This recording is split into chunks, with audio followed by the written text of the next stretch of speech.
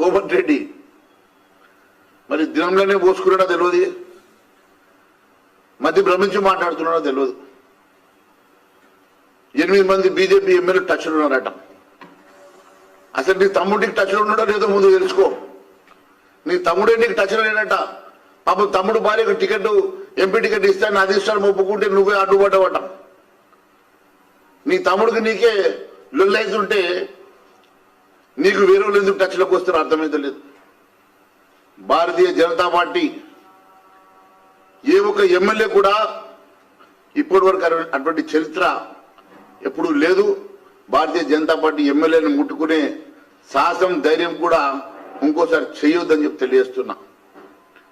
మా ఒక్క ఎమ్మెల్యేను ముట్టుకుంటే బిడ్డ 48 గంటల్లో నీ ప్రభుత్వం కూలిపోతుందని తెలియజేస్తున్నా. మేము హుందాగా ఉన్నాం. ప్రజలు ఇచ్చినటువంటి మ్యాండేట్కి గౌరవిస్తున్నాం. కాబట్టి మేము గమ్ముగా అయ్యా కోమరెడ్డి వెంకరెడ్డి గారు, మొన్న నువ్వే కదా గడ్కరీ దగ్గర పోయి వచ్చింది, గడ్కరీ గారి దగ్గర పోయి వచ్చింది. అంతకుముందు మీరే కదా అమిత్ షా గారిని కలిసి వచ్చింది. నేను సిద్ధంగా ఉన్నా, ఆ షిండే పాత్ర పోషించడానికి సిద్ధంగా ఉన్నా అని చెప్తూ కదా. నీ మీద విశ్వాసం లేక ఆ షిండే పాత్ర మేము మీకు ఇస్తలేము. నువ్వు ఈరోజు మా ఎమ్మెల్యేల గురించి మాట్లాడేదని చెప్పి నేను ప్రశ్నిస్తున్నా. టచ్లో ఉన్నది నువ్వు, మా హైకమాండ్తో టచ్లో ఉన్నది నువ్వు.